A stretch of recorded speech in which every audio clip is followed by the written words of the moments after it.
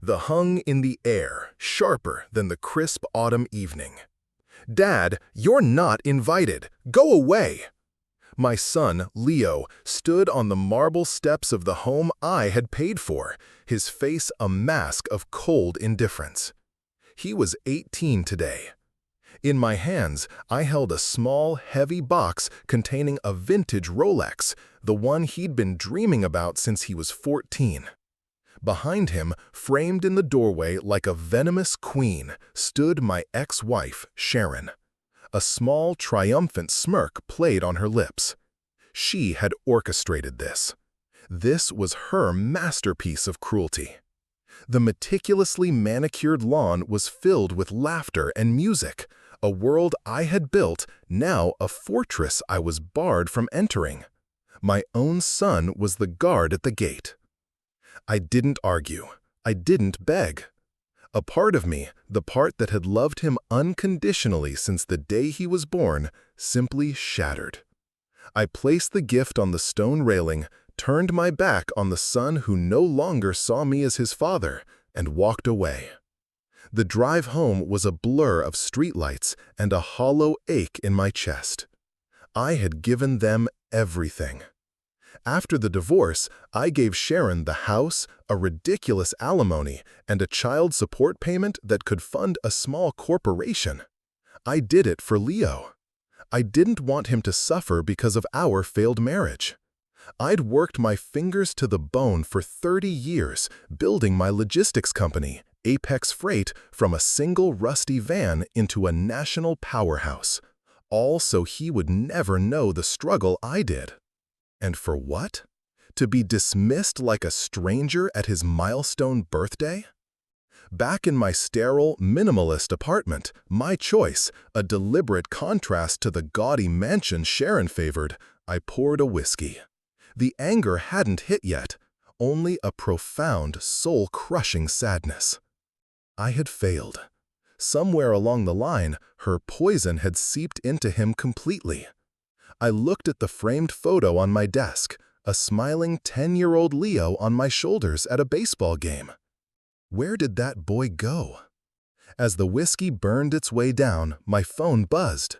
It was an email, an automated notification from my bank. A large transfer had been initiated from my primary business account, a very large one. I hadn't authorized it. My blood ran cold. I tried to log in to my business banking portal. Access denied. My heart hammered against my ribs. I tried my personal accounts. Same message. Then I saw it. A second email, this one from a law firm I didn't recognize. The subject line was Notice of Asset Management Activation. I opened it, my hands trembling. The legal jargon was dense, but the meaning was brutally clear. A power of attorney document, supposedly signed by me 3 months ago, had been activated.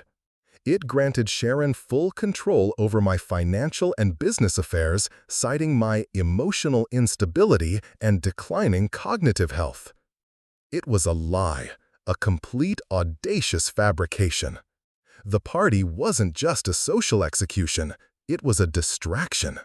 While my son was breaking my heart on the front steps, his mother was gutting my entire life's work. The shock lasted exactly 12 hours. When the sun rose, the grief had crystallized into something hard and cold, rage. But not a blind, screaming rage. It was a focused, silent fury. Sharon had made a critical error. She thought I was the same sentimental fool who gave her everything in the divorce. She thought I was just a simple trucker who got lucky. She'd forgotten that you don't build a multi-million-dollar company by being simple. You do it by understanding systems, anticipating problems, and being 10 steps ahead of your competition. And she had just declared herself my competition. My first call wasn't to her or to Leo. It was to Arthur Vance, my lawyer. Not the corporate suit who handled Apex Freight's contracts, but my real lawyer. The shark I'd known for 30 years. The man who helped me draft my very first business plan on the back of a napkin. "Arthur," I said, my voice steady, "it's happened. Execute plan scorched earth." There was a pause on the other end, then a low chuckle. "I was wondering when you'd make the call, Mark. I've been reading the documents. It's beautifully audacious of her. She's signed her own death warrant." You see, I wasn't entirely surprised. I had felt this coming for months. Sharon's spending had become more erratic. Leo started asking strangely specific questions about company finances, questions a teenager would never think to ask. I'd started to suspect Sharon was planning something, a final, greedy grab. So I prepared. With Arthur's help, I began building a ghost structure within my own life. 2 months ago, I had founded a new, discreetly named holding company in Delaware, North Star Holdings. Over the last 6 weeks, using complex but perfectly legal maneuvers, Arthur had been meticulously transferring the true value of Apex Freight over to North Star. The patents for our proprietary logistics software, our most valuable long-term client contracts, the ownership deeds for our key distribution centers, everything of real, tangible worth was siphoned out of Apex and secured under the new entity. Arthur's investigation over the next few days revealed the full, horrifying scope of their plan. The power of attorney was a clever forgery, using a digital signature I'd used on a minor document for Leo's school trip. They had planned this for nearly a year. But then Arthur found the real twist, the move that showed just how vile they were. They hadn't just been siphoning money for themselves. They had also been creating a false paper trail within Apex Freight, fabricating invoices and routing small sums of money through offshore accounts in my name. Their endgame wasn't just to steal the company. It was to frame me for tax fraud and money laundering. They wanted me broke and in prison, completely removed from Leo's life forever, leaving them free to enjoy the fruits of my labor. The thought of it, of them laughing together while I rotted in a cell, didn't break me. It solidified my resolve into something akin to diamond. They wanted to play a game of ruin. I would show them what it was like to be an architect. The time had come to set the bait. I had to appear broken, a man defeated by the woman who had outsmarted him. I let my appearance go. I stopped answering calls from friends. I let a week of silence pass, letting their confidence swell.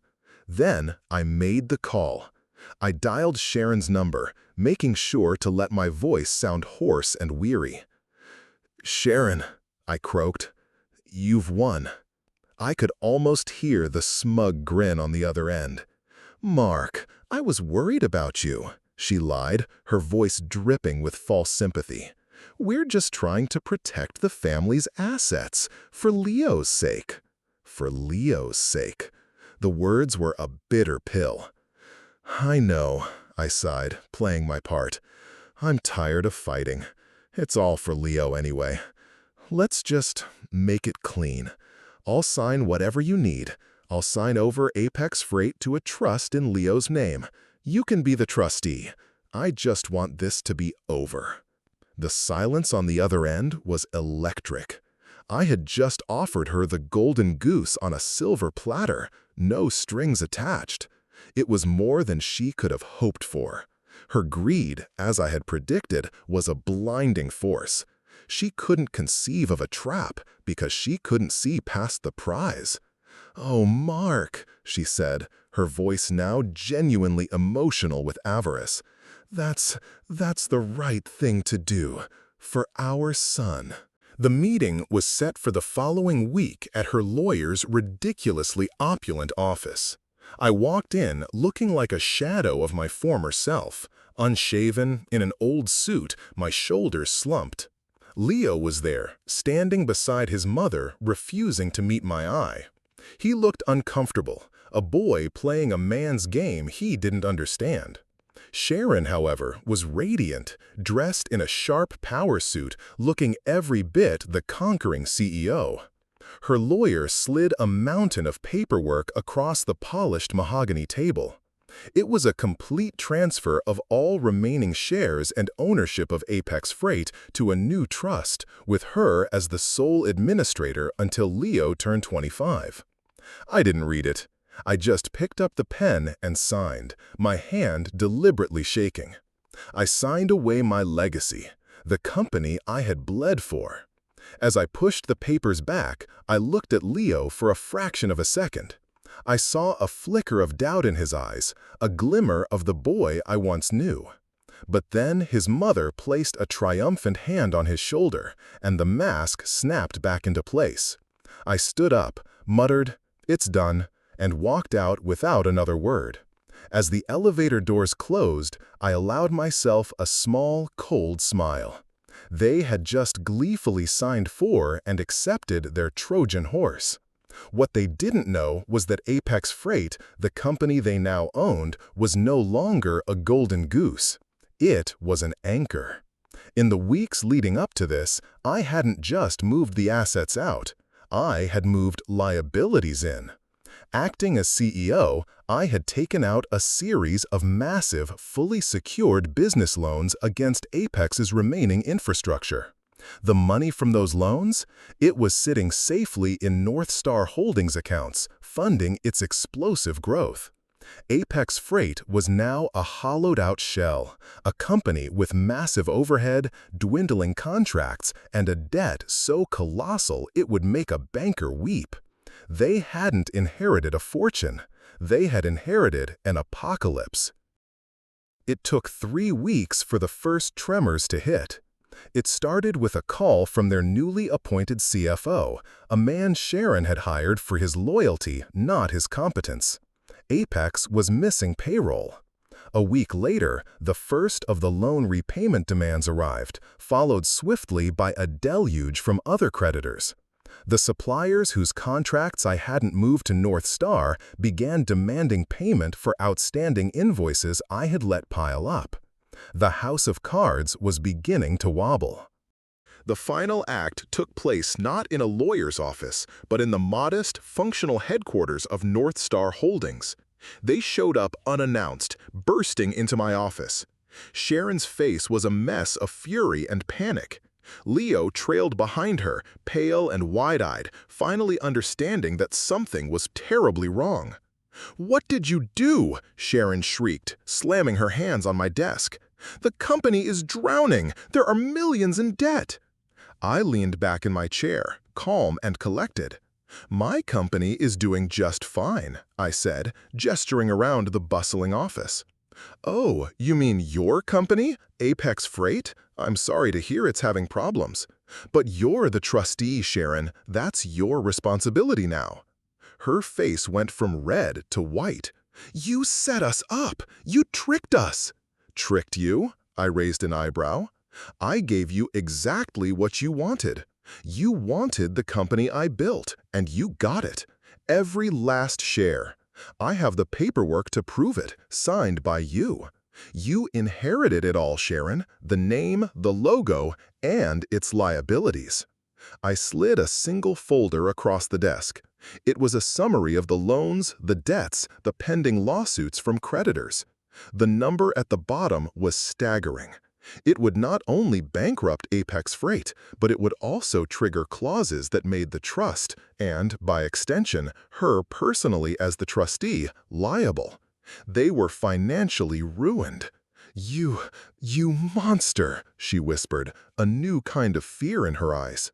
"Oh, we're not done," I said, my voice dropping to an icy calm. "The monster part comes now." I swiveled my monitor to face them. On the screen was a file Arthur had prepared. It contained copies of the forged power of attorney, detailed logs of the money they had siphoned, and the damning paper trail of their attempt to frame me for tax fraud. "You see, while you were busy trying to steal my company, you got sloppy," I explained. "All that evidence has been packaged and sent to 2 places, the IRS and the District Attorney's Office. The audit you were hoping to pin on me, it's happening, but they're going to be looking at the new owner and trustee. You didn't just inherit debt, Sharon, you inherited a federal criminal investigation." That's when Leo finally broke. "Mom, what is he talking about? You said we were just protecting our family." His voice cracked, tears streaming down his face. He looked at me, the arrogance gone, replaced by a desperate, pleading horror.